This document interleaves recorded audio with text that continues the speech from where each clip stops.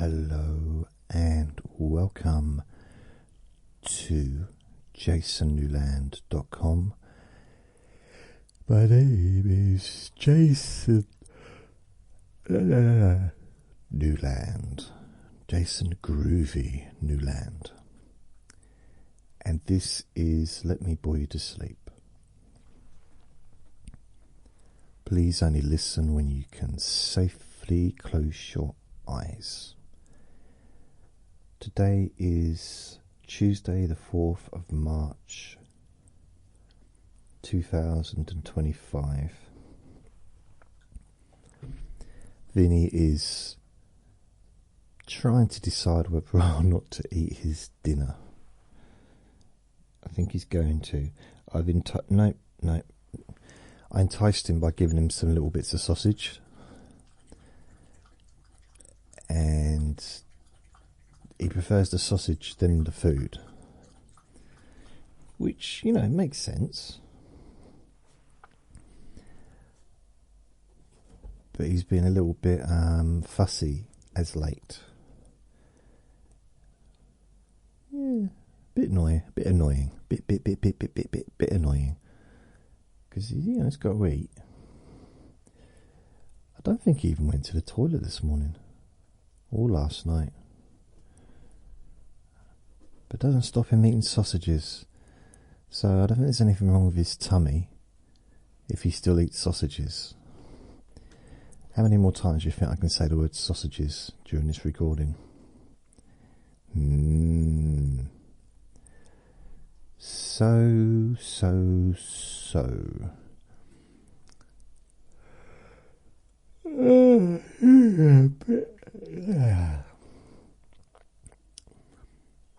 I always start off tired when I do these recordings. It's always used to be the case, even when I did group relaxation sessions back in 2006. I always used to yawn before I started. And whenever I did a one-on-one hypnosis session, I always yawned beforehand, like in front of the client.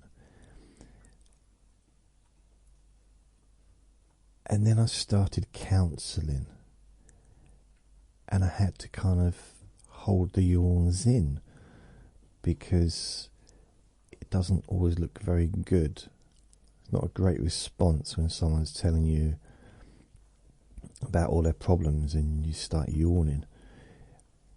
But it was never through boredom. I don't yawn through boredom. It's just one of those things. Sometimes I yawn. But once the yawns are out, I'm okay. I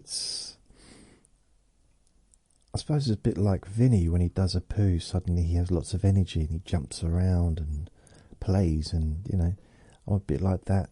I guess a yawn is like a poo, in a way. Sort of once it's out, I've got a bit more energy, a bit more focus. Yeah, never really thought about it that way before. And perhaps I should never have thought about it that way.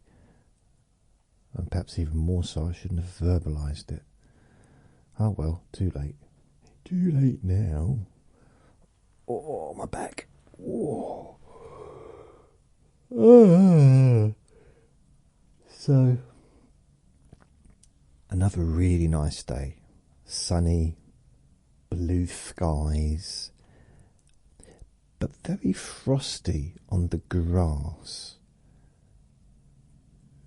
And I took Vinny out about, 9:30, 9:45 this morning, and the grass that wasn't wet was still frosty. So basically the grass that was in the shade was still frosty. So clearly it hadn't been particularly warm first thing this morning or during the night, but then it's rarely warm at night in this country. I mean, sometimes it is, but even a lot of the summer it's cold at night, even when it's warm during the day, although there are some nights when it is warm. It depends. So what a lot of people don't, or what a lot of people may not know that live around the world, they may not know how unusual the weather is in England. You may think, what do you mean unusual? Well, we can actually have like 3 seasons in one day. It might seem strange, but you know, it can snow in April,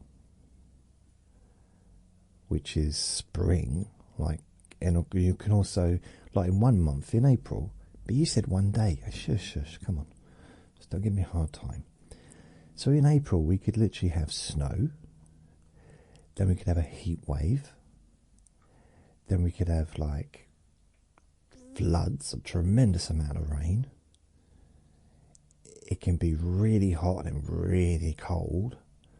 It's just weird. And we have days when, even in the winter, when it's really, really lovely, like really warm, sunshine, and then, you know, a couple of hours later, cold, very, very cold. And then, you know, and then maybe it'll be snowing later, or raining, or sleet. I've seen sleet in the middle of summer before. Not sleet, hail rather. Hail, proper hailstones in the middle of summer on a hot summer's day. Yeah, it was 1979, but I remember it because it's an unusual thing to happen. It might have been 1978. I was just thinking, what was the best year of my life? Best year of my life as a child. So I'm not gonna give a year for as an adult because I'm still here. But as a child, I think my best year in memory, because you know, bear in mind, there's a lot. I don't remember every single thing that happened, thankfully. But I would say 1977 summer till 1988 summer. And I realise that's over 2 years. But that period, the summer 1977 until the summer 1978, best 12 months of my life as a child. It's a few weird things happened, a few things that weren't great, but that's just life. But it was a good year, generally. And then my little brother was born, and it all went downhill. It kind of did, actually, family-wise, but it wasn't his fault. You know, you can't go back. But I think it would have been so cool if we'd have, I mean, it probably would have been pretty much impossible to do it, but if we'd have been able to stay in that little house, no more kids, just the three of us and the parents,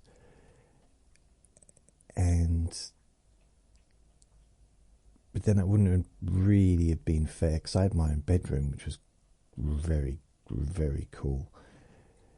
But my older brothers, they had bunk beds, so that wouldn't have really suited them once they became teenagers.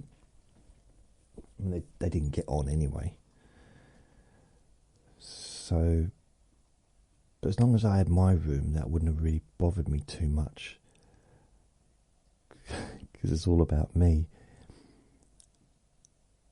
Yeah, I liked that house, because it was a council house. It was a new build when we moved in. It was still a building site. Like, they were still building other houses. I just hear people shouting, "We know what our building site is." All right, don't have a go. The ground hadn't even settled. Like in the garden, it was like quicksand. And trust me, my dad tested it out on me first for some reason. Like, just walk to the end of the garden. Can you just get me that bucket, please? Yeah, that's it. And don't worry about shoes or anything. Just. But only went up to my waist. It failed. But it was really fun. It was nice times. First time we'd ever, in my memory as a human, living in a human lifestyle, had ever actually really lived like that. Like as a family, in a nice, safe environment, having my own room. My own room with, was it Bruce Lee poster on the wall? Every week I used to get pocket money, and I would exchange that pocket money, I think. Well, we used to get comics as well, so I used to get the Dandy, and I used to get Looking magazine. So they were my two comics I got every week. My other brother, who was 2 years older than me, used to get, I think he used to get Whizzer and Chips and the Beano.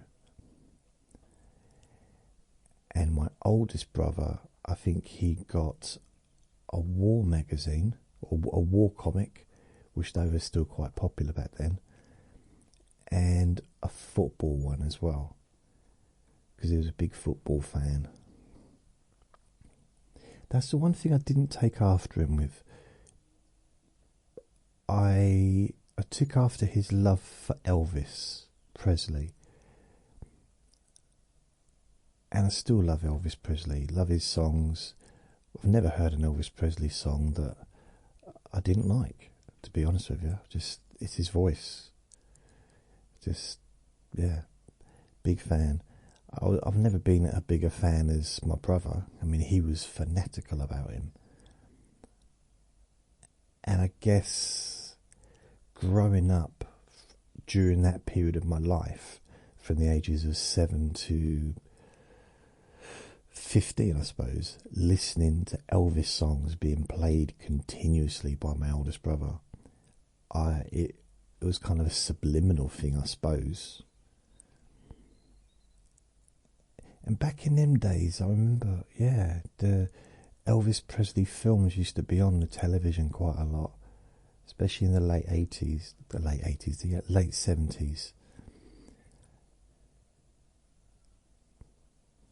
Yeah, there's one particular occasion. I remember we were in the living room, and I think we were getting ready to move to the bigger house. And so half the house was kind of already packed up, and we were watching an Elvis Presley movie on television on a Saturday early evening. And my nanny Waker, who was supposed to be travelling down with my nan and granddad, who were going to be taking over the house, they were sort of changing tenancies. She wasn't able to make it due to, passing away. So she was determined not to come.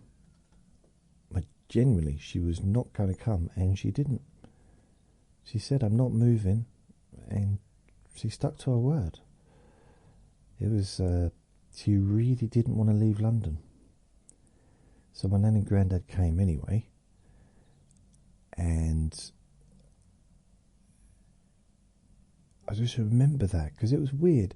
Because I like my nanny Waker, because she used to give me money. but she was bedridden. Bedridden. She was in a bed a whole. Bedridden's not a nice word, is it? Bedridden. Bedridden. She was in bed every time I came round. I mean, I don't think she ever got out of bed. And my nan cared for her, and it was my granddad's mum. And she was always so nice to us. It was great because up to that point, I never had a great grandmother. I never had a grandmother. So in 1977, suddenly I got reintroduced to my biological grandmother, my Nanny Newland, who I didn't know who she was. I mean, she knew who I was, and I had met her when I was a baby, but I didn't know who she was until I met her when I was like just before I was 7 years old. So suddenly I had a nanny granddad. I had on my stepmom's side a nanny, but that was a different nanny, but she had a different name. So one was Nanny Newland and the other one was Nanny, what her name was. And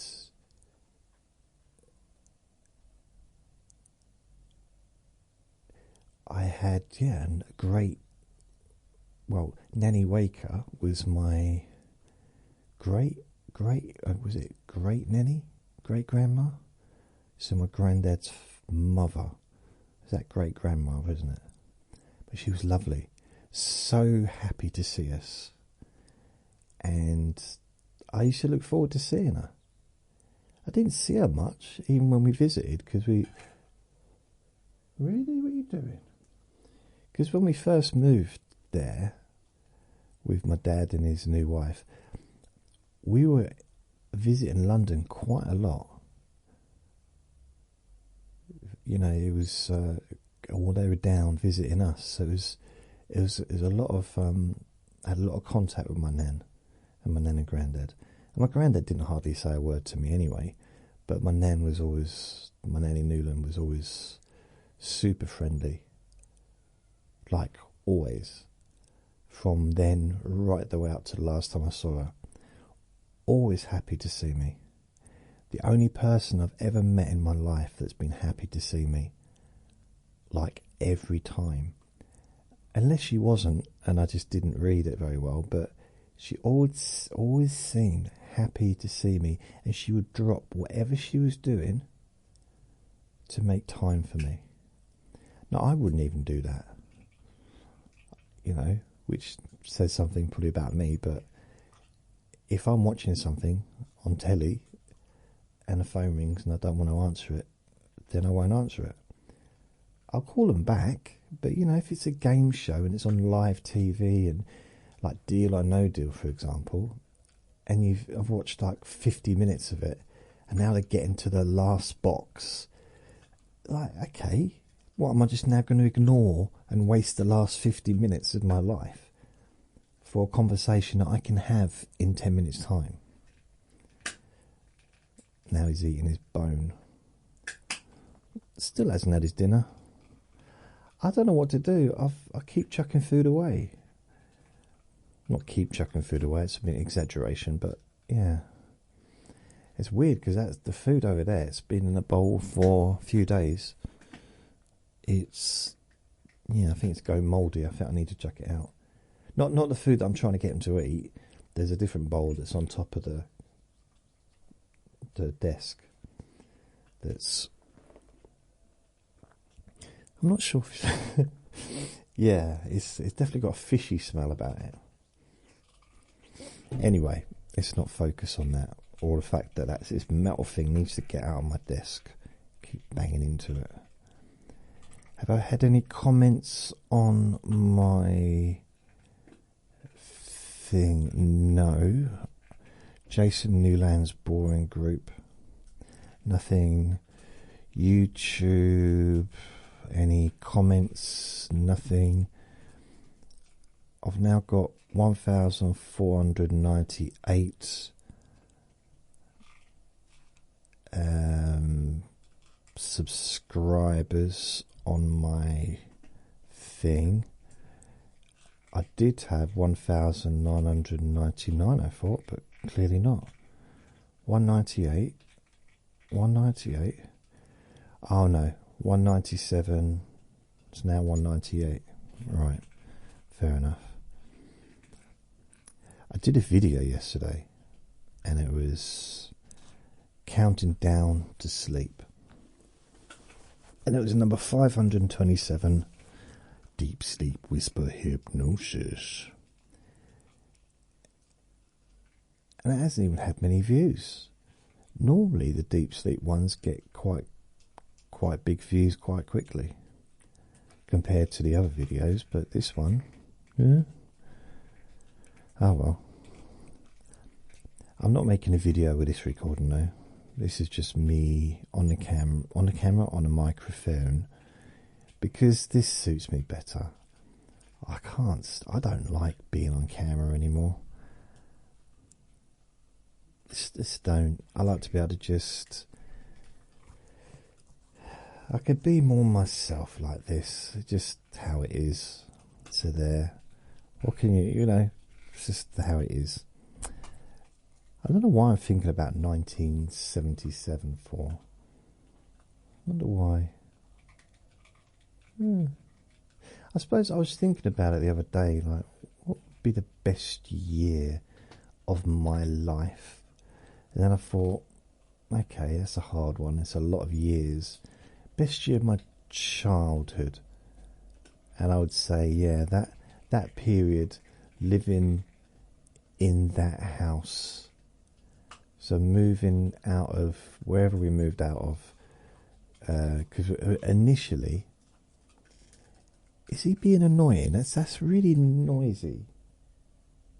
He stopped. No, he said going quiet now.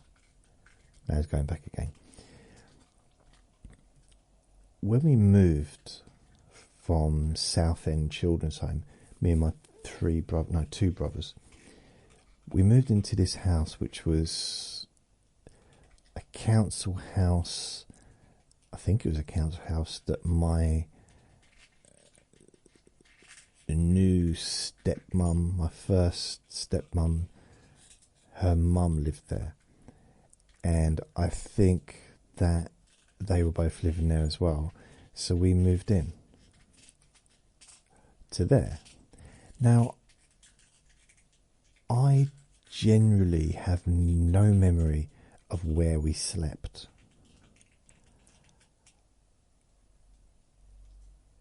I mean, I've never tried to remember it. I remember parts of being there, living there.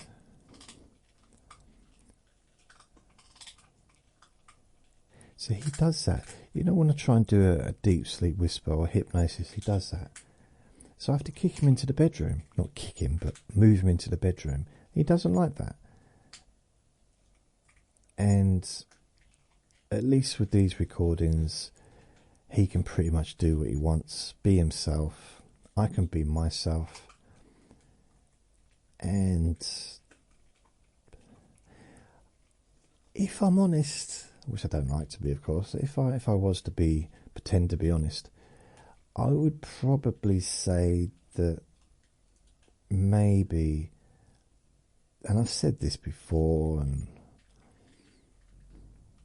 I'm thinking maybe this is what I need to do.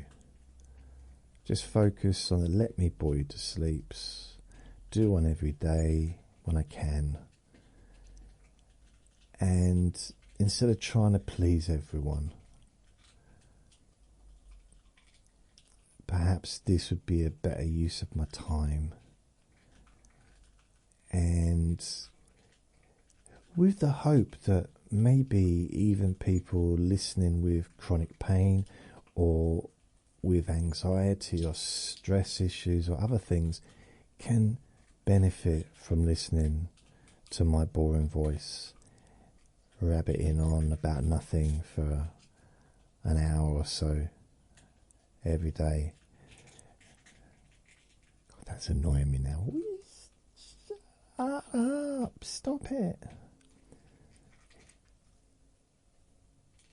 I don't know what he's doing with it. It feels like, it sounds like he's like squeezing it and bending it or something. You don't notice he stops when he knows I'm talking about him. You know I'm talking about you, don't you? Yes, you do. He was looking up at me. So I think what it is when he gets his bone things, he'll pick it up and he'll bring it over to where I am, and he likes to sit right next to me. Usually like laying on my foot or leaning against me or being very close, which is why we hear it all, because he doesn't generally like when I'm making recordings anyway. Sometimes he's fine to be away from me when I'm just on the computer, although he does sit next to me quite a lot then as well. But he seems to like to be near me. I don't know why. I don't get it. I don't understand it. But hey, I should maybe just not question it. What's going on in the news today? News Today UK. Let's have a look.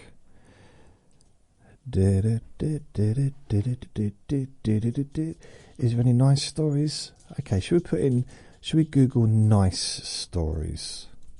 Nice stories. Let's see if anything comes up. Nice stories.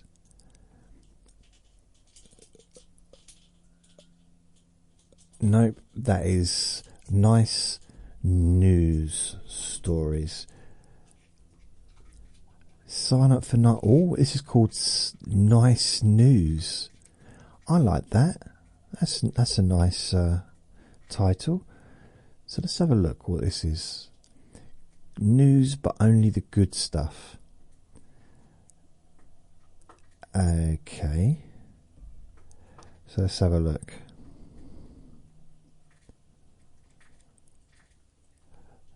Margaret Morse.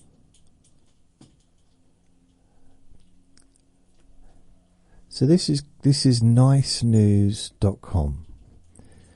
So let's have a look. Should we look at I don't know.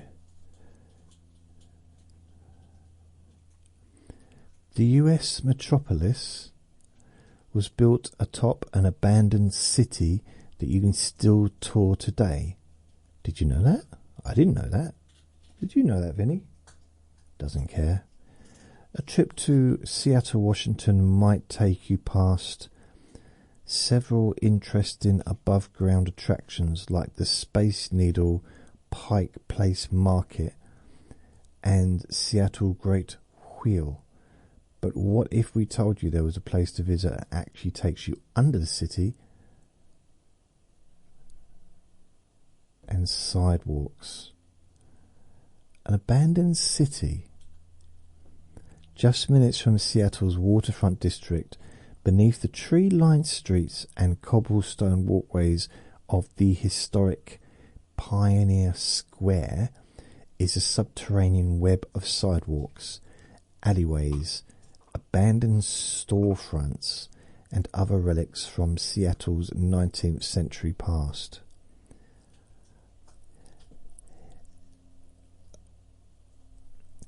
It's kind of funny, really. I mean, I know technically that's a long time ago, maybe, in America, but when you go in this country, you go back, you've got stuff that's like thousands and thousands of years old, or hundreds of years old. They're talking about going back like 50, 60 years or something. I mean, you can do that. Just go into any warehouse in London or Docklands. I remember being in where the comedy club used to be. Upstairs, it was all mills, and they had these pulley things outside. And upstairs, it was the same as it had probably been for hundreds of years. It's weird. I don't know. I know America's what, about 300 years old now, is it? Or is it 400 years old? I lose track. How old is America as we know it? I don't mean, obviously it's been there for millions of years, but 248 years old. So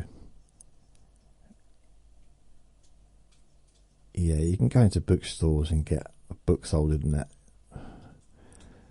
It's still quite, it's not old, is it?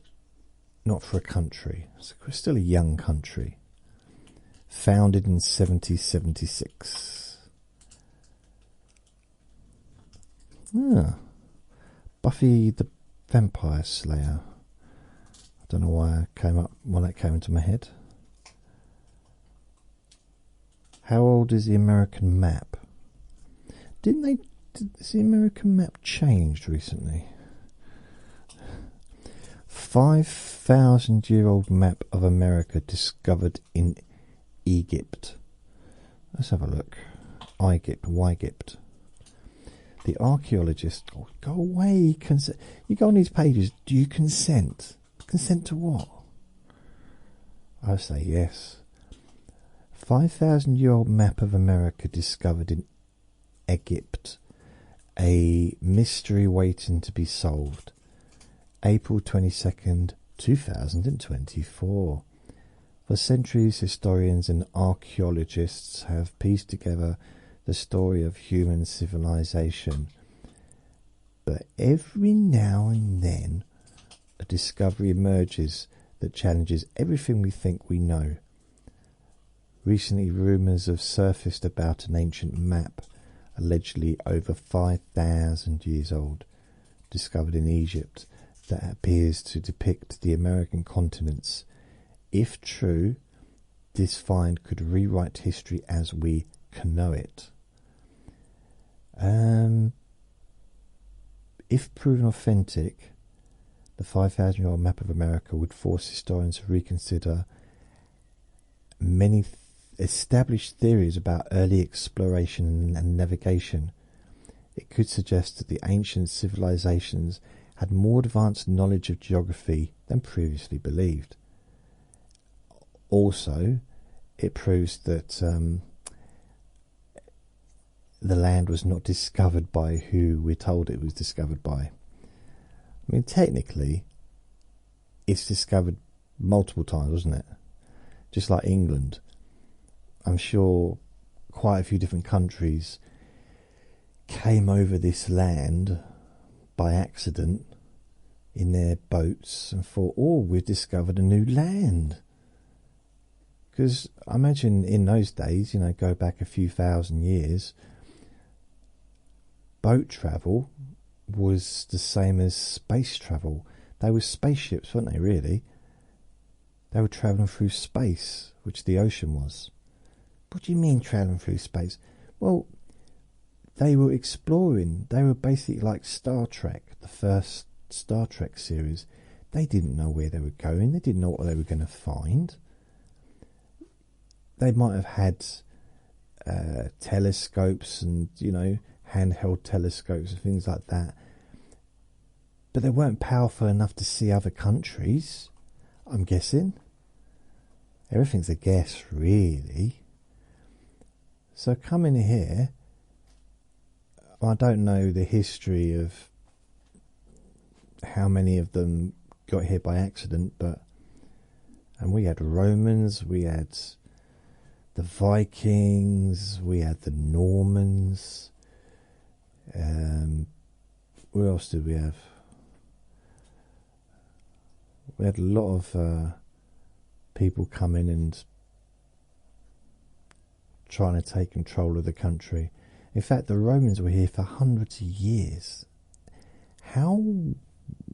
It's just mind-blowing, isn't it? Hundreds of years. I think it's like 400 years the Romans lived and ruled this country, England. Hundreds of years. People didn't know any different. They're people who were born and had kids, that had kids, that had kids, that had kids, that had kids, and no one knew any different. It's all they ever knew. It's just weird, isn't it? And they didn't have books back then. Thousands and thousands of years ago. It was all word of mouth. That's why you can't trust anything like verbatim from anything that happened, 5,000, 3,000, 2,000 years ago, because it wasn't written down at the time. So anyone like, oh, this was said, you don't know if it was said or not. I mean, you try and... this has been tested many times. Just passing a message around a circle of 10 people or 12 people, and that story or that message can change significantly by the time it gets to the last person. It's like, would you like to, can you pass this on to the last person to pass it on? Would you like to go for a meal with me at the Indian restaurant, which is just outside the library, at 1 o'clock on our lunch break? Pass it on, and they'll pass it on. Then they'll whisper it in the next person's ear. They'll whisper it in the next person's ear. When it gets to the last person, Julie or whatever her name is, she'll say it to the last person. Jason wants to know if he can move into your house and live on the roof. Like, how did you get to that? How? And he also used to be a dinosaur. I didn't say anything. Okay, I might have mentioned being a dinosaur, but can you imagine actually trusting a human being, to keep a story exactly the same, not just in a group, but over decades and centuries? Come on. We all know that's not possible. I think there'll be a little bit of stuff added. I can make this more interesting. That's not enough fish. I'm going to add a few more. So I think that's interesting. I know people don't like to hear that, but say, no, everything we ever read is true. It must be. Oh, they didn't have the ability to write or any books back then, but you're telling us something that happened. Yeah, really? Okay, all right then. It's like this. I talk about my own life, and it's not going to be true. What do you want, Vinny? What do you want, babe? What do you want, darling? What do you want, sweetheart? What is it? He's looking at me. What is it you want? I don't know what you want. All I know is you're being annoying. That's all I know. I don't know what you want, Vin. I know what I want, though. I want you... There's something he wants from the windowsill. What do you want from the windowsill? What? There's nothing there. You want that? You want the sock? You don't want the sock. You could grab the sock anyway. You don't need me. You don't need my help. You want that? You want the box to play with? There's nothing on here, Vinny. There's literally nothing on here. There's no food. There's nothing that I can see that you'd want to play with. Yes, it's this. You want that?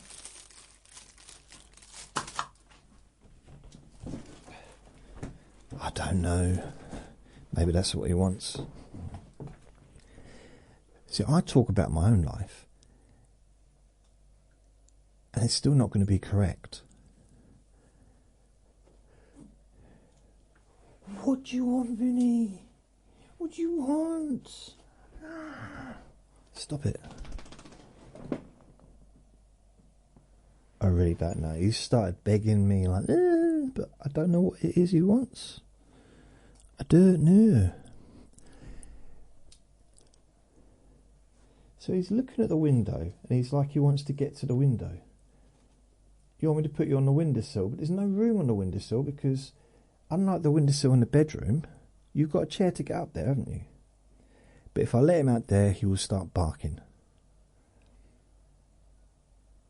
That's why you're not allowed out there. He barks at every single sound. When he's in here, he still will bark at stuff, like in the garden and that, but I don't know. Vinny, you got your food there. If you don't eat your food, you don't know. Eat your din-dins. Eat your din-dins. You know what I mean. He's got to know some words, hasn't he? He turned 3 last week, by the way. Just in case you wondered. You turned 3, didn't you? You're a big boy now. You're 3 years old.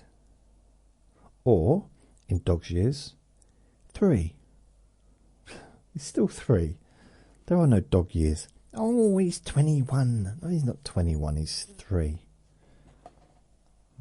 7 years for 1 year. No, he's 3. You're 3, aren't you? Yeah. What am I in human years? Old. I'm old in human years. So I can talk about what happened last week and it still won't be true. I'm going to miss stuff out. I'm going to forget certain aspects of it. I'm going to manipulate the truth a little bit just for the sake of it. So,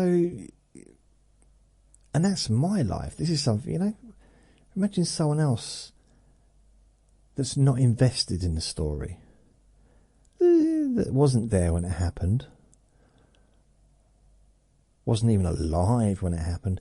Their parents weren't alive when it happened. His parents' parents' weren't alive when it happened. But he's going to pass that story on exactly, so that one day it'll be written down. Yeah, okay. Yeah. La la la la la la la. Oh, back to the happy news. Nice news. Okay, off the soapbox. Mardi Gras beads that grow flowers. Artist nature inspired mural. These old ladies dive into Massachusetts ponds, come up bearing pounds of garbage. Okay, I'm beginning to think that this, although it's nice news, I think it's going to be a very don't know what the right word is. Uninteresting. Maybe that's a good thing. Oh, look at this. This is interesting. This is the sports section. Here we go. Like Braille for sports, this handheld tool lets blind fans watch a game through their fingers. Okay. Attending a sporting event is quite the multi-sensory experience. There's a sound of cheering fans, the smell of soft pretzels and hot dogs. Depends what country you live in. I don't think we don't have that here. Yeah, I don't think, well, maybe. Pretzels, it's not really a thing here. The sight of athletes making complex plays. But not everyone can experience all those elements. And for people who are blind or who have low vision, keeping up with the ins and outs of a game can be particularly challenging. Enter One Court, an innovative tablet making it easier for fans with impaired eyesight to enjoy sports. On February 24th, the Sacramento Kings, whoever they are, announced that the devices would be available at every home game this NBA season. Oh, it's ice hockey, okay. Following in the footsteps of the Portland Trail Blazers, I suppose that's basketball, which put the tech into play in January. And this past summer, the MLB handed them out at the All-Star Game. Described as Braille for sports, the tablet pairs audio with haptic feedback, so users can track the actions right as it happens. I don't really get it, to be honest. Its surface is a representation of the sports court or field, and different kinds of play vibrate in different patterns. In a recent viral video, social media users Anthony S. Ferraro demonstrates the tech, proclaiming, "I'm about to watch the entire game through my fingers." And the ball is vibrating in real time, and I can show it on the court here. And oh, yeah, cool. It reminds me a little bit of the. Yeah, I guess I can kind of get my head around it a little bit. It's.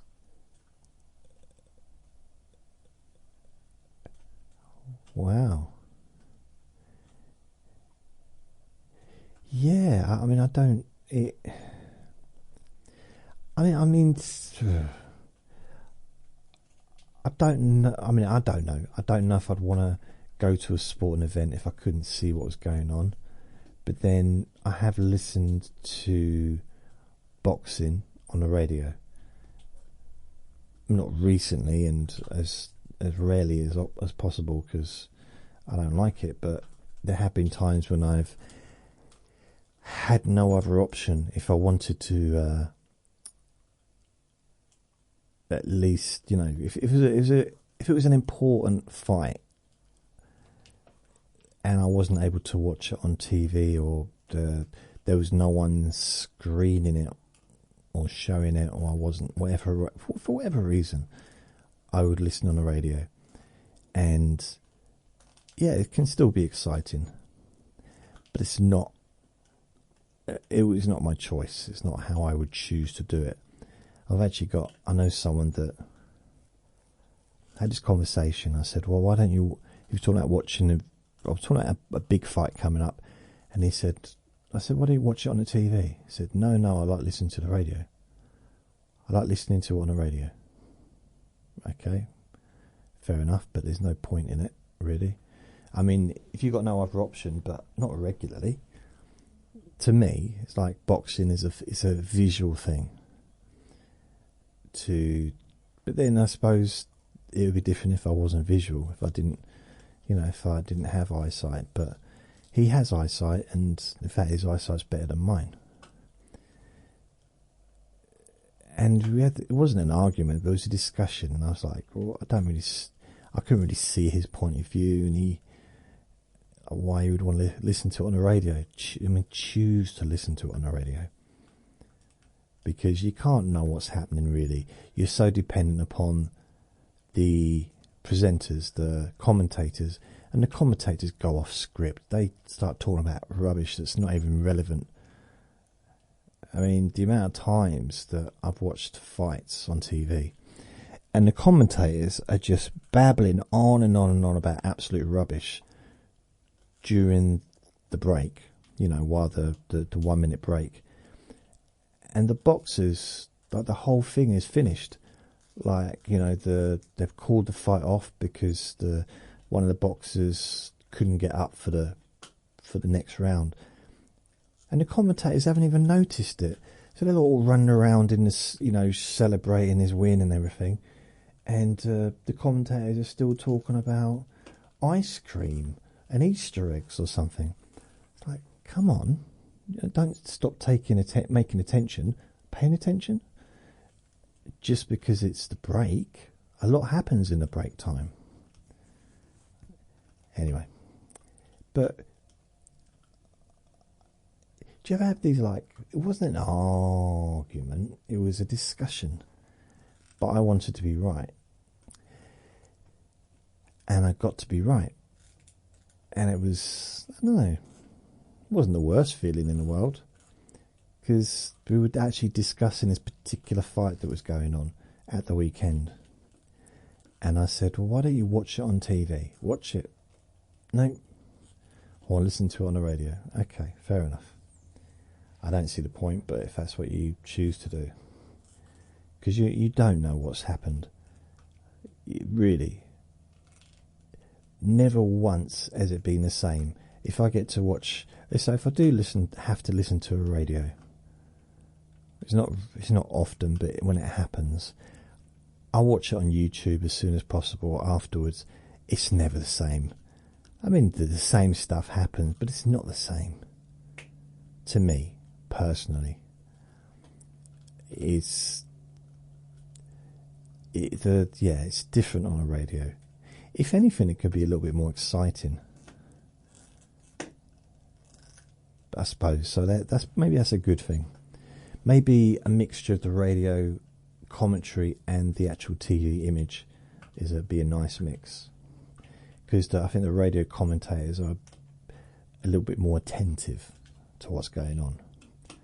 Because the amount of times I see a cut on one of the boxers, or an injury, they're clearly like they've hurt themselves, and the commentators have not even noticed it because they're too busy talking about ice cream and whether or not one of them needs to cut their toenails.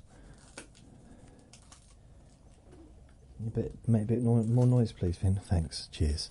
Thanks. Thank you very much. But anyway, we had this whole thing about the boxing, and he said to me, well, I'm going to watch it. I'm going to listen to it on the radio. It's just as good, if not better, than watching it on TV. I said, but you can't know what's happening. And he said, yeah, I do. Okay, we left it at that. I spoke to him on the Sunday, or maybe it was the Monday afterwards. He said, did you like the fight? I said, yeah. I said, I watched it. He said, oh, you listened to it. And he said, I can't believe he... And he was talking about it. And I can't believe he lost. I mean, the one that he was supporting lost. And I said, who are you supporting? I knew who he was supporting, but that's why it didn't make sense. He didn't even know who had lost. So he was following on the radio. He didn't even know who had won and who had lost. So that doesn't show me that listening on the radio is a good idea if you actually... And he was excited about the fight because the one that he wanted to win, who did win, was from his hometown or something. Yet he thought that he'd lost on points, but it was the other one that lost on points. And I said, you don't even know who won. You didn't know what you were listening to. And he said, that's enough now. I don't want any more of your cheek. I said, what do you mean? He said, you've been cheeky enough. Talking about countries not only being really small, like really very young countries, and talking about all kinds of stuff that's been very, very, very offensive. Very offensive. Very, very, very, very, very, very offensive. What do you keep talking about Romans for? Always on about Romans all the time. Romans this, Romans that. If it's not Romans, it's Vikings. If it's not Vikings, it's the Normans. You said nomads. Yeah, I meant Normans. Yeah, but you said nomads though, didn't you? That's what you said. It's not the same thing, is it? I don't know. I don't know what nomads is. You're the one that said it. You said it. You said it first.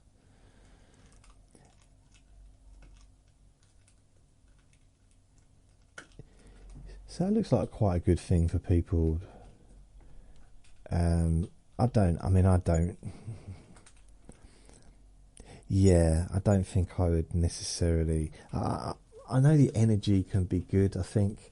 I've only been to one sporting event in my life, and that was a football match, and it was in the evening, and there was hardly anyone there. And I couldn't have cared more or less or at all about who won and how they won. I just went because I'd never been to a football match before. And yeah, I mean, I can understand a little bit why people go, because of the, I suppose, the camaraderie, to be in a shared interest, you know, having that kind of, I guess, like a extension to a family, I suppose. But yeah, it's never really been for me. I mean, I've not even been to a boxing match. I've been to a karate tournament, but that was a long, long time ago. But I've never been to a boxing. And if I did go to boxing, I want to be in the front row, or like in the front kind of area. Ringside. I don't want to be at the back where I'd struggle to even see the screens that they have. I mean, what's the point in that? But it's a lovely atmosphere. Okay, so maybe it is worth it for the atmosphere, but personally, might as well just go down the pub and watch it. If it's a big, especially if it's a British fight, like a big, big one like that, like the upcoming Chris Eubank Jr. and Conor Benn, that'll be a good one to watch in a pub. I don't go in pubs anymore, but that's the kind of thing that I would have done in the 90s, possibly. Gone to the pub with my friends and watched it on the TV. Just as good an atmosphere, I imagine, than being in a stadium with 80,000 people. Different, but not so far to travel home, and much easier to do a wee-wee when you need one, I'm guessing. Boo. Timo's plan.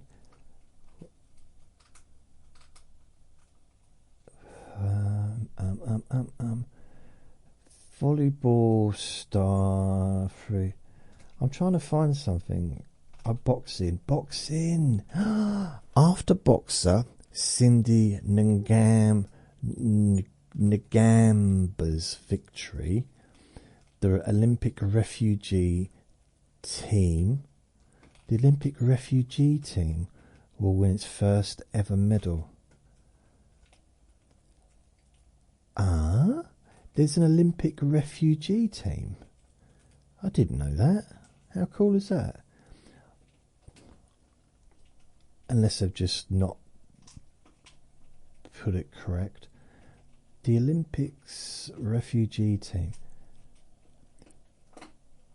So she shattered a glass ceiling for the International Olympic Committee's refugee Olympic team on Sunday, securing their first medal at any Olympic Games since the team's formation in Rio 2016. Okay, this is from last year, April to... No. I'll tell you what, how is this supposed to be peace in the world if we do our dates different? It says 8th for the 4th, 8th for the 4th, 24. It should be 4th for the 8th, 24. The days first, then the month, then the year. But no. That's why there can never be peace. Just the littlest things, Spelling things the same. If it's the same language, spell things the same. Colour. C-O-L-O-U-R, not C-O-L-O-O-R-E. Blimey. So, I didn't know about this, actually. I didn't know about the whole highly publicised Sunday Court. I don't know. It's not giving me much information. I tell you what is good, this weekend coming, actually it's Friday for some reason, there's boxing, it's the second time I would say that I'm genuinely excited to see a female boxing match. Like, genuinely looking forward to it. Because, and again, it's not sexist or anything, it's just, even though some of the female boxers are just really amazing, I still haven't, up till this point, found anyone that quite grasps me or my interest the way that the top male boxers do. Until now. And you might be thinking, well, what about Katie Taylor? Now, Katie Taylor's great. She's brilliant. But I've just... And she is great. I mean, blimey. What a fighter. But I don't know, just never really grasped me. There was, what's her name?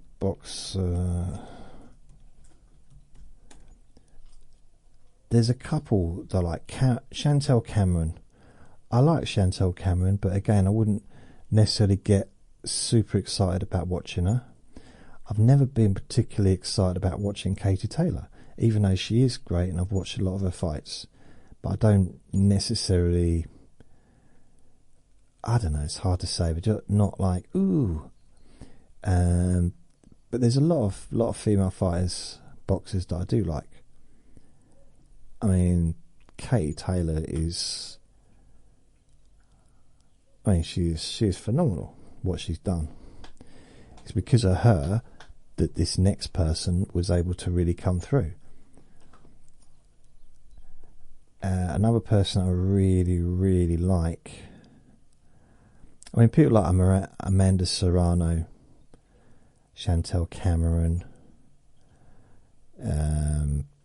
Natasha Jonas. You know, there's loads of really, really, really good people, good names. But then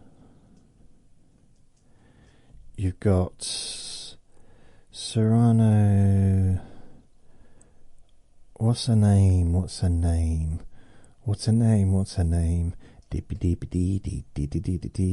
Erica Cruz. That's another really good fighter. And there's a few that come along that I liked, but there's Stevie Morgan. That's another 47 wins, 2 losses, 1. That's a lot. Katie Taylor's had 47 wins, 3 losses, and 1 draw. I didn't think she'd had that many losses. Really? She hasn't had that many losses. No, that's the draws. Blimey. She's had 1 loss. Why did they put that then?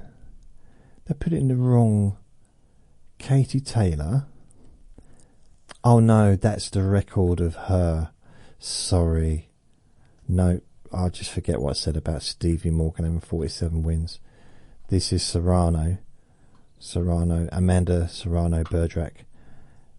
It's 47 fights. Katie Taylor's not had 47 fights. She's had a few though. I don't know how many, probably about 32, I reckon. 32, is it 32? No, 24. She's lost 1. That was by his decision against Chantel Cameron.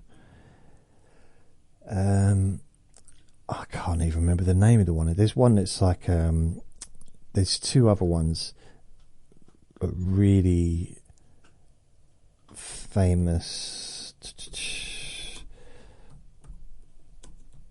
Oh, what's her name? Clarissa Shields. She's unbeaten, 2-time Olympic gold champion, multiple world titles, currently the heavyweight champion. I mean, hard to argue that she's the best. She's the top of the pile. But saying that, there's someone I'm even more excited about. Um, Savannah Marshall's another one that I really like because she's a bit of a knockout artist, so I like that. She's 10 by knockout, 3 by decision. She lost to Clarissa Shields, but she is really good, and she's a multiple world title winner. But my favourite now, and it's not my favourite female boxer, it's one of my favourite boxers over both male and female, is, what's her name? What's her name? I knew her name until I started talking. Often happens.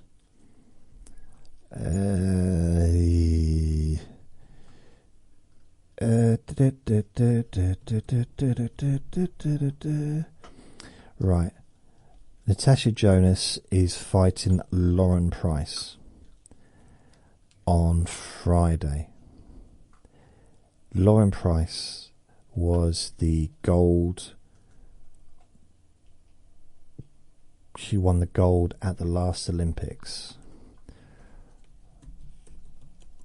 And I just think she's the best female boxer I've seen since I've been watching boxing. There's something different about her. I don't doubt she's going to win her fight against anyone, really. The only problem is she's 30, and I suppose because there wasn't, it wasn't easy to be a professional boxer or to even compete in Olympic Games. A few years back, I think the first time females were allowed to be in Olympic Games as boxers was 2012. That's when Katie Taylor became the gold champion, the gold medal winner. I think I got those dates right. Or was it 2016? And the Olympics 2020, which was actually 2021, was Lauren Price won the gold as a middleweight. It's something about her. She is just phenomenal. I don't know how to explain. She's only had 2 knockouts out of 8 wins, so 6 by decision. But she is tough, and she's got skills. And I wouldn't.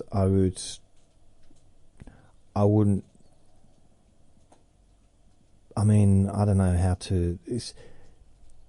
She's exciting. She's an exciting fighter, and I think that she compares with just as equally with some of the other really top world champions in the men's division. And some people say, well, yeah, of course. Not really course, because men have got the advantage. They've been doing it for a long time. This is a relatively new thing for females to be having the stage to fight, to box. It's not new. It's not new, but it is kind of new. I know that Layla Ali, Muhammad Ali's daughter, used to be a professional boxer, but it wasn't like now back then. It was. I don't mean it horribly, but it was a novelty, and it was Muhammad Ali's daughter. And let's face it, who wouldn't want to see any of Muhammad Ali's children rather, in the ring? Whether it's his son or his daughter, his grandson is a boxer, and he's treated like royalty in America. Ali grandson. Okay, I forget his name, but he's actually taken on it got a double-barreled name, Nico Ali Wash, and he's born in 2000. So what's that make him? 24. He is treated. He's already lost twice. Okay, he's lost twice, but he is treated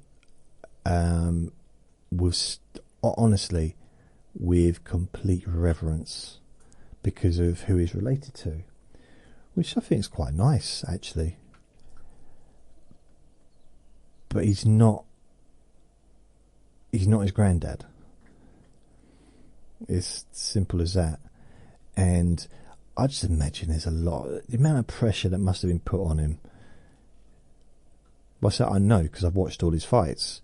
So I remember when his first fight was 2021, Muhammad Ali's grandson, and I saw that, and they were building him up, which you're not going to not, are you? And to be fair, if he doesn't want anyone to know who he is, he probably wouldn't have the name Ali, although he's got Walsh because that was his, I think it was his stepdad's name. But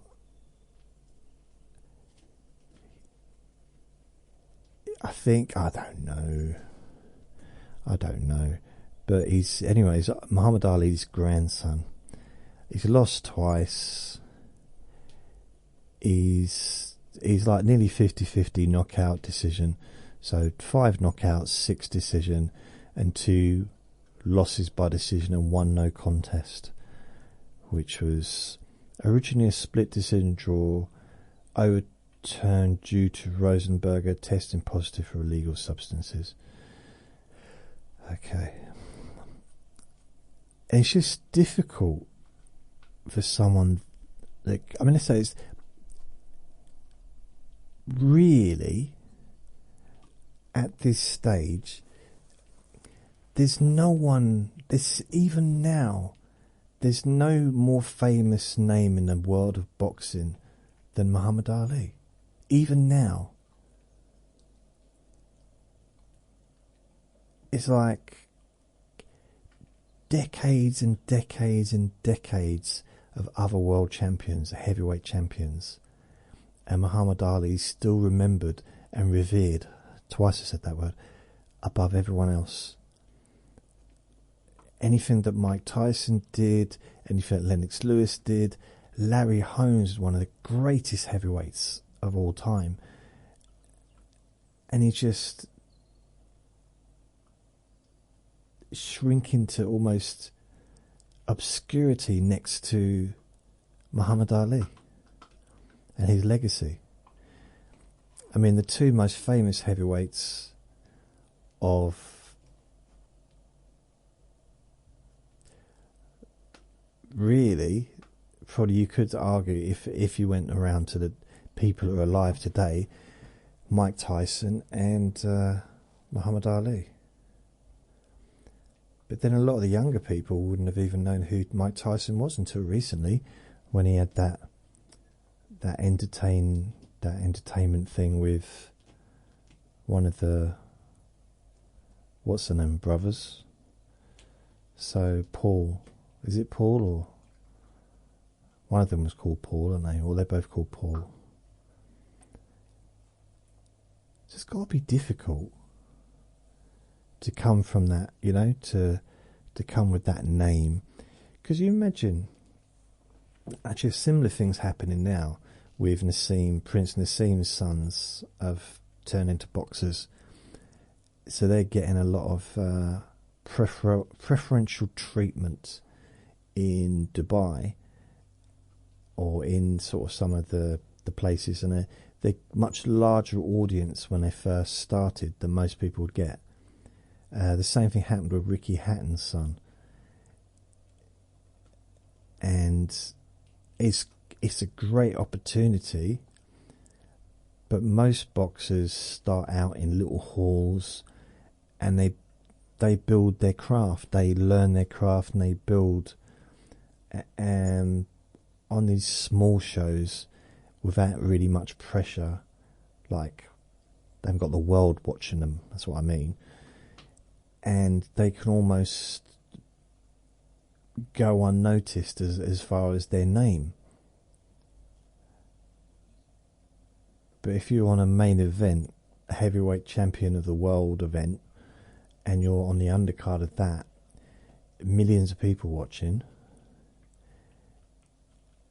and the only thing they're going to want to talk about is how your dad was a world champion, former world champion, it's hard to live up to.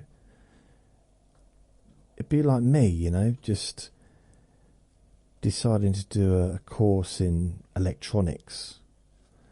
Maybe do a course on, go to the local educational centre or whatever it is and learn how to wire a plug, how to change a fuse box or something like that.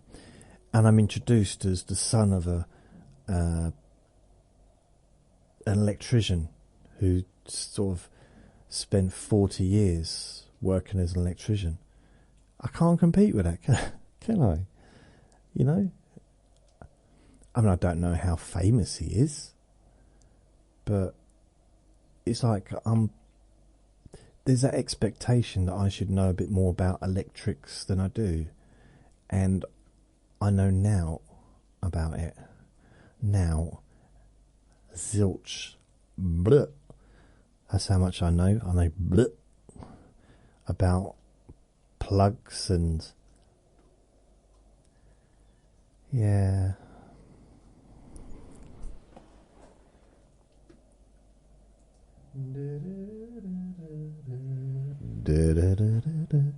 What other things are in the news? Oh, look, I've got a message.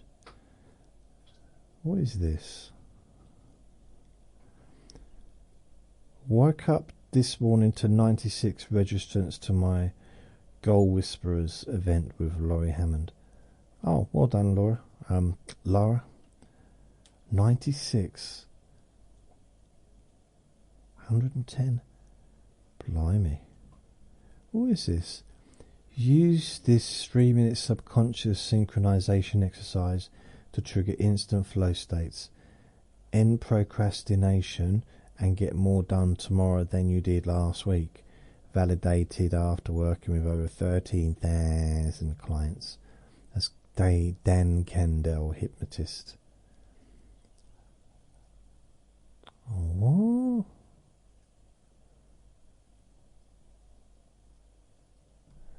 Okay, so I want to stop being on Facebook. I just don't like it no more. I don't like Facebook, no. Let's get rid of that. Wonder if I've got any more subscribers since I last looked. No. I'm sure it went up to 1,498. Seriously, I thought it did, but apparently not. Have I got any? No listeners today. Humanity. What's humanity? Humanity. What that would come up? This is nicenews.com. The muffin is a metaphor for kindness. Okay.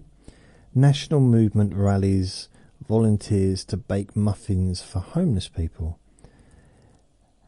Cool. I like a muffin. Just saying, I like muffins. There are a lot of whimsical food holidays celebrated in the United States. This is what it's saying here. You've got National Hot Pastrami Sandwich Day, held January the 14th. Really? National Caramel Popcorn Day, 6th of April. National Cheese Pizza Day. Cheese Pizza Day. Isn't all pizza cheese? Pizza has to have cheese, otherwise it's not pizza, is it? I'm not saying it has to only have cheese, but that is part of the the framework of the building, isn't it? It is the foundations of a pizza is the cheese, is it not? But one is particularly sweet, and we're not referring to sugar content. National Muffin Day is a grassroots philanthropic movement that rallies volunteers to bake muffins for people experiencing homelessness. It was founded by Jacob Kaufman, aka the Muffin Man. That's not why he calls.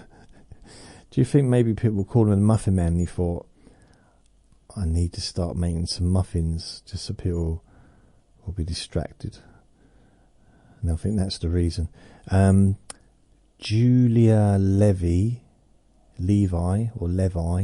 the Muffin Lady, and since its inception, 2015, more than 25,000 muffins have been donated by nearly 3,000 muffin eaters. Muffin tears in over 50 cities. Okay, the celebration is held annually on the Sunday after the official version of the holiday, the one recognised by the National Day calendar, which is, I'm bored with this. Before we get to how to participate, there's a little background. Okay. Over a decade ago, Kaufman stopped by his aunt's and uncle's house in San Francisco for a visit. His uncle was whipping up some muffins, and despite having never really tried his hand at baking, Kaufman was struck by inspiration. The next day he was pulling his own batch of apple cinnamon muffins out of his oven. I ate one and it was good. But what to do with the other 11? Well, you eat them. I mean, you don't have to eat them all at the same time, do you? I mean, you're not going to cook 12 muffins just so you can have one. Otherwise, you might as well just cook one. They don't have to be eaten all together. They can be, especially if they're warm. Ooh, nice warm muffin. Kaufman recounted to Nice News. The following morning, as he walked down Market Street, he realised he was passing a fair number of homeless people who were likely hungry, and he had his answer. Okay, what was the answer? I don't know. Oh, so I should read on. He baked another batch the week after and handed those out. So he waited a week, and then he got home and he thought, I'm hungry, I have a muffin. And he thought, well, what I was going to give these to the people, and no, I'll just eat them myself. I'll make some next week. He baked another batch the week after and handed those out. He handed 11. I bet he didn't hand all 12 out because he wanted one for himself. I would have had one. Then continued week after week, trying out new flavours and upping the number to 24 each bake day. Meanwhile, on the other side of the country in New York City, Julia Levi was running a blog where she shared stories of ordinary people giving back to their communities. That's when I learnt about Jacob, the Muffin Man, Kaufman. Levi shared, adding, I knew that I couldn't just publish Jacob's story. I had to participate in it.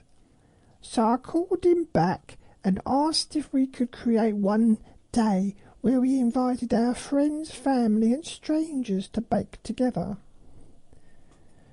To sweeten... She called him back. What, had you called her first? I'm not sure. To sweeten the deal, as Levi puts it, Kaufman decided to donate up to £10 to an aligned cause for every volunteer who got in on the baking that first year, and he's continued to do so annually ever since. The muffin is a metaphor for kindness, said Levy, and its impact is reflected both in those who give and those who receive. For givers, isn't it weird So forgive us, the Muffin Bills community, or forgive us. The Muffin Bills community through baking parties while bringing awareness to neighbours around us, whether it's people in need of food or shelter or local heroes like firefighters and police, as Muffinteers have thoughtfully recognised recently. Bakers can donate their muffins directly by handing them out to unhoused neighbours. Are they allowed to give them out themselves? Oh, that's good. Or indirectly by dropping them off at a shelter or food kitchen. It's an opportunity to safely interact with strangers with care rather than walking by on the street, she explained. For the receivers, it's a nice and unexpected moment of care. And it's the volunteers who inspire Kaufman and Levi to keep the tradition alive. So in Baltimore, a Muffinteer named Denna introduced a duo. Duo? It's two people. It's not a duo. Oh, it is a duo, isn't it? Trio's three. I always get muddled up. The duo to a group of teens who convene every year to bake muffins and meet with homeless community leaders. So someone else is kind of already doing it. It's something about muffins, isn't it? Something about muffins that make people generous and caring. Maybe it's the ingredients. Do you reckon? I don't know. Whatever it is, it's nice. I don't actually mind a savoury muffin. Cheese. It's all right. A cheesy muffin. I've never had. I don't know what different kinds of savoury. I mean, a bacon muffin doesn't sound very appealing. Or chicken muffin. No, that's not it. No. But maybe cheese muffin. I've had those. I'm pretty sure. And yeah, I mean, my nanny Newland, was she used to make a lot of cakes, and I used to bake with her. Even as an adult, I used to sometimes bake with her and stuff. And she'd make rock cakes, which were my favourite. She made lots of different cakes. She's very, very, very good at making cakes. But rock cakes, they were the best. And I don't know if you've ever had a rock cake, but they're lovely. Really nice. I mean, they're nice cold or warm. And I think with all cakes, it's nice to have one when they're just cooked. Well, not just get out of the oven because they're a little bit too ouchy. But once they've cooled down, just enough so you can but they taste different. There's a different taste when they're warm and when they're cold, and equally delicious. We have Muffinteer families who tell us that their kids don't know a world without National Muffin Day as a holiday, like Grant and Elizabeth in Rockville, Maryland, whose kids have grown up baking with us every year.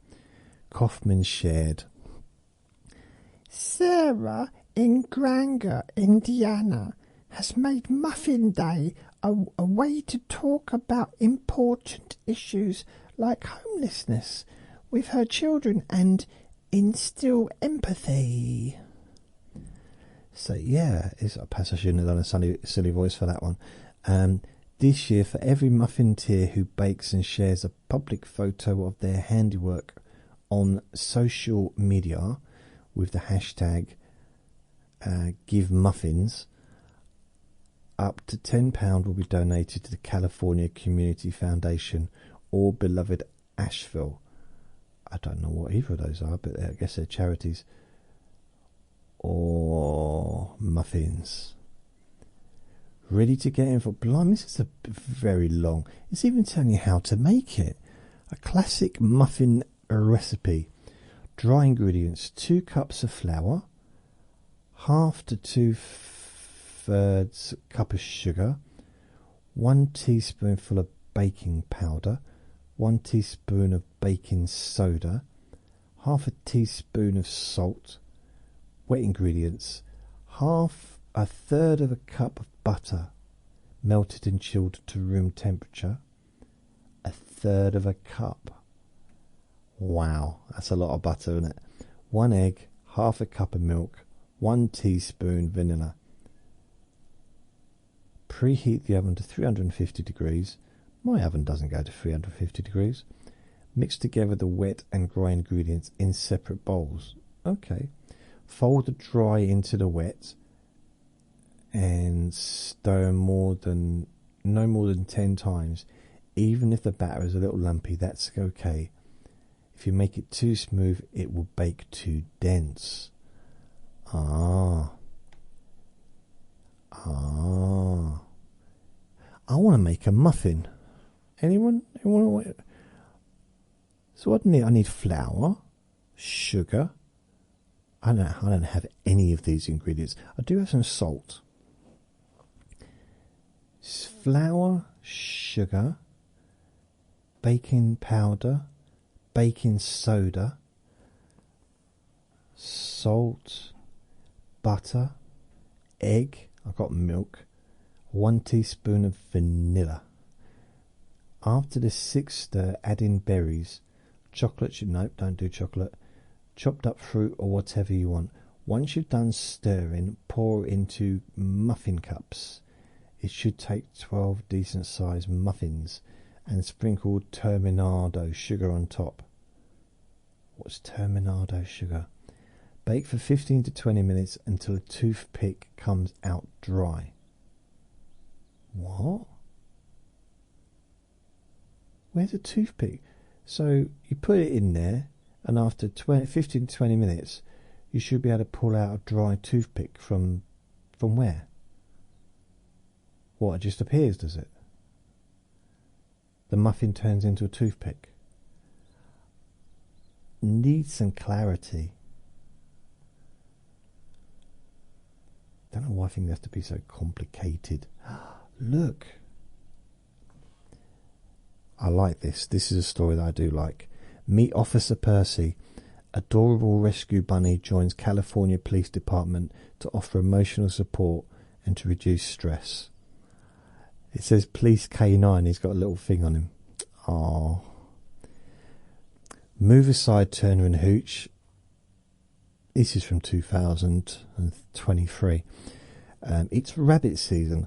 While it may sound like a storyline out of a Looney Tunes episode, a rescued rabbit has joined the police force in California, becoming an unofficial officer. I don't know, he's got Police K9, that looks quite official to me. A ginger and white coloured bunny who might just be the cutest cop you'll ever see. He even has his own blue vest. Okay. Having a bunny as a police officer makes for an adorable story, but Percy actually plays a vital role at the Yuba City Police Department. The rabbit serves as wellness officer for the law enforcement agency's wellness program.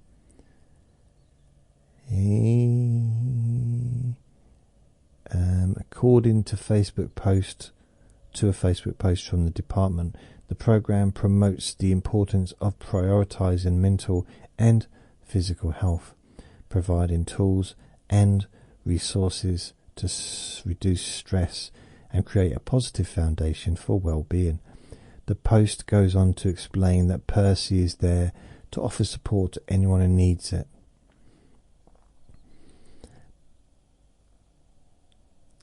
Wow, yeah, it's nice, isn't it? So I've never had a rabbit. I knew someone that had a rabbit, and it terrorized the neighborhood. It literally took control of the whole house. So it wasn't the most placid, calm little thing.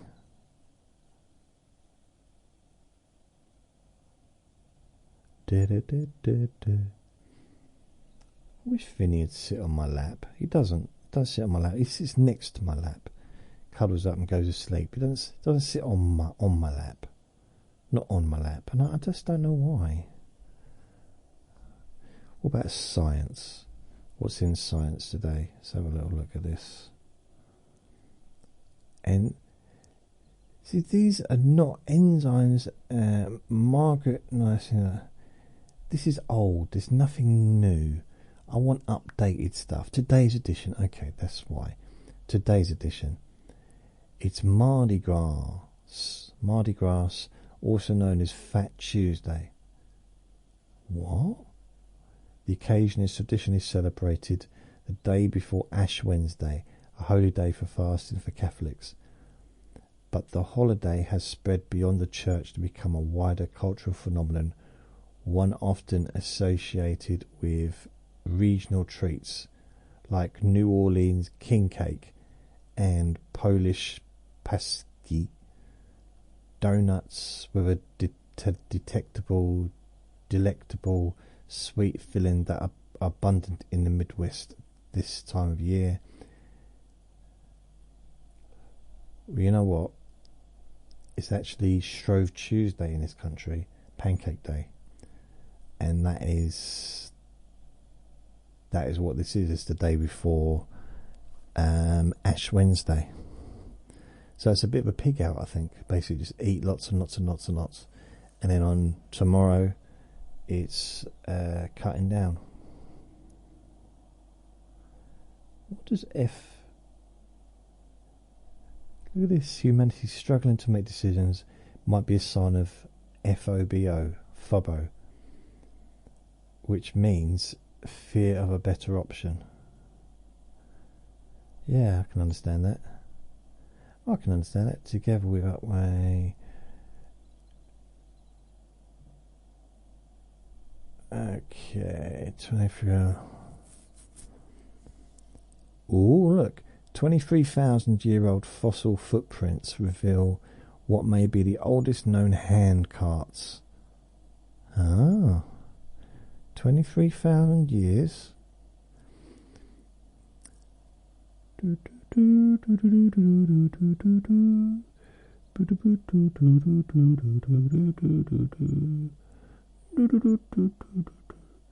bubble tea chain that's bigger than Starbucks saw its shares jump by over 40% in its market debut.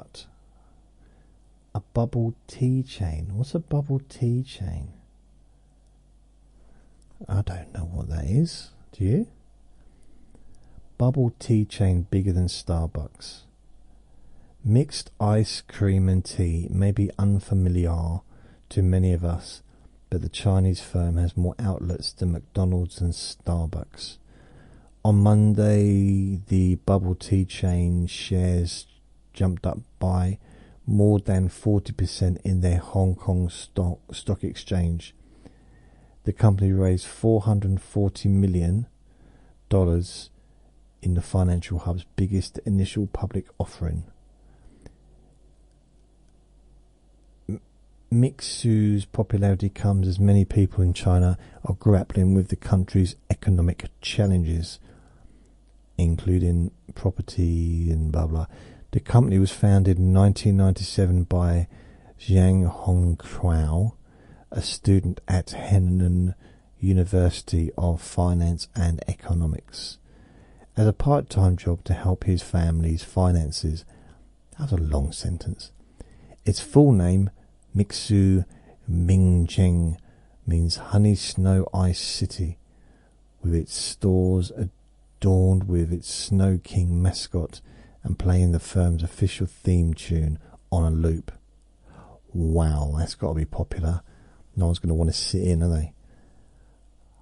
The same tune over and over again. Oh, according to Mixu, it has more than 45,000 stores across China and 11 other countries, including Singapore and Thailand.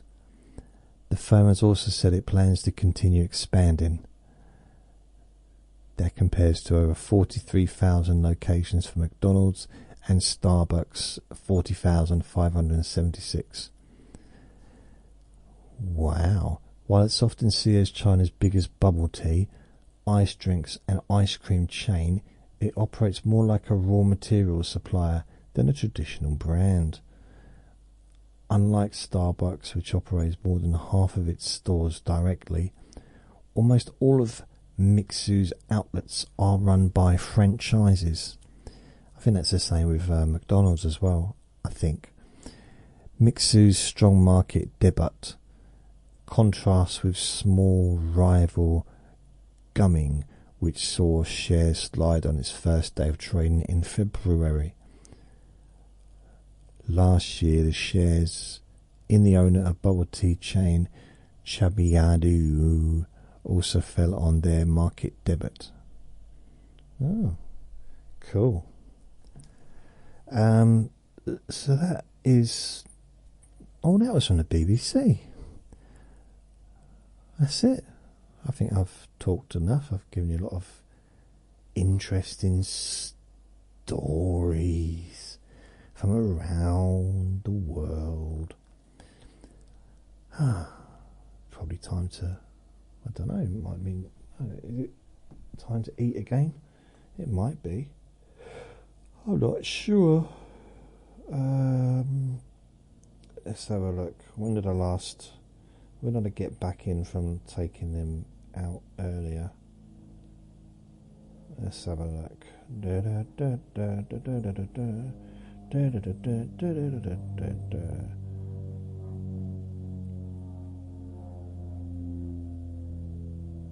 Alright, 10 o'clock. It's now 2 o'clock. So it's 4 hours ago.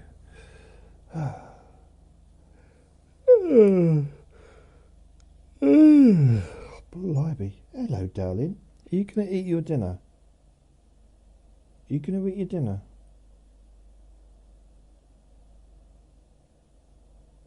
He's just staring at me. Are you going to eat your din-dins, Vin? Din-dins, Vin? Vin-dins? Vin-dins?